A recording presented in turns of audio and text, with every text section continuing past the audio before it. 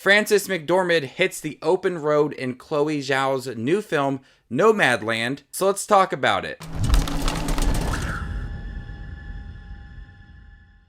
Welcome back, movie watchers. Thank you guys for stopping by my channel. If you guys love to watch movies like I do, you guys are in the right spot. Make sure to hit that subscribe button down below and click that bell notification for more up and coming videos. A woman embarks on a journey through the American West after losing everything during the recession. Question of the video: what is your favorite film directed by Chloe Zhao? Comment down below and there you can find my answer. I was really looking forward to Nomadland. I wanted to see it at some festivals last year, but it sold out like immediately. This film was very hyped up and now it's hitting Hulu this weekend. And thank you to Fox Searchlight for sending me a screener for this film.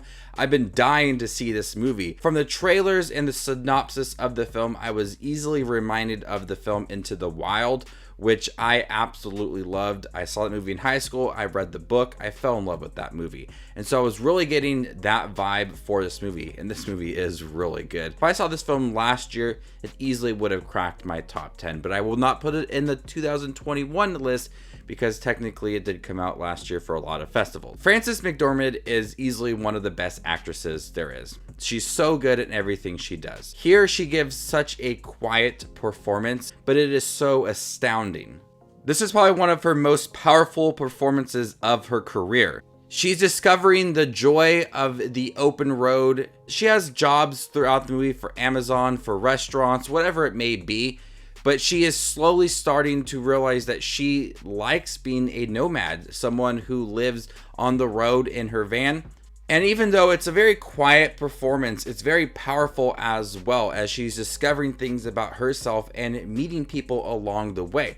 This film has a unique approach to it because it almost has a documentary feel to it, because it actually does have nomads in the film portraying a fictional version of themselves. So some of the people that Frances McDormand meets along the way are actual nomads, and they're just playing different versions of themselves. It almost feels like it's interviewing them, but in a way that it is a motion picture, not a documentary. And I love the approach to the movie because it does present a sense of realism to the movie, and it's not trying to be fake at all. Along the way, when Frances McDormand is meeting these characters, Chloe Zhao is there to handle this film so well. This is a beautifully directed film. So some of the camps that Fern ends up at, a lot of the tracking shots, a lot of the moments sitting there around the campfire and having these raw conversations, it's beautifully directed. Chloe Zhao does a lot with this movie. She writes the film, she directs the film, she edits the film, she produced the movie. She did it all within here. And I was blown away by every single moment of this movie. But Frances McDormand is so easily able to fit the role of this nomad,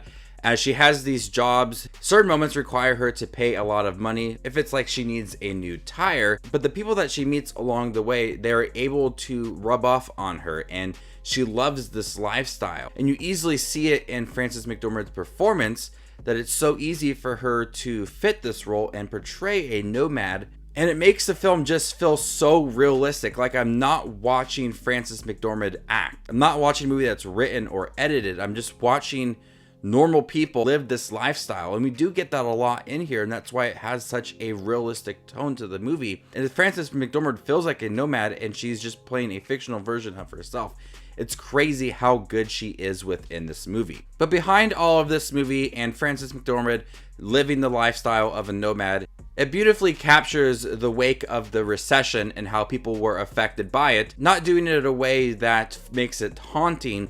It does it in a way that these people are comfortable with the way that they are living, and they want this lifestyle, and they're finding the joy of the open road and finding subtle, quiet moments in life that brings them pure joy. So the choice to have it centered around the recession, which is something truly horrible, but having the choice to make it a beautiful film, approach that is risky, but it paid off in the end.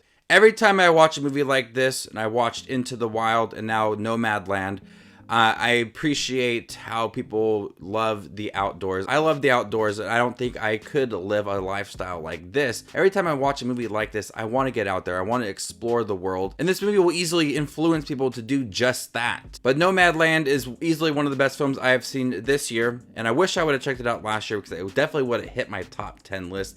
Not sure exactly where, but it is one of the best films I have seen this year. So if you have not seen Nomadland and you have been dying to see it just like me, it hits Hulu this weekend, so definitely check it out when you get a chance. I'm gonna go ahead and give Nomadland an A. Thank you guys for checking my review for Nomadland. Have you guys seen it by chance? I know it came out at festivals a lot last year, so a lot of people probably have seen it. Let me know what you thought about it in the comment section down below, and stay tuned for more up and coming videos. My name is Just Watches Movies, and you guys stay classy, YouTube.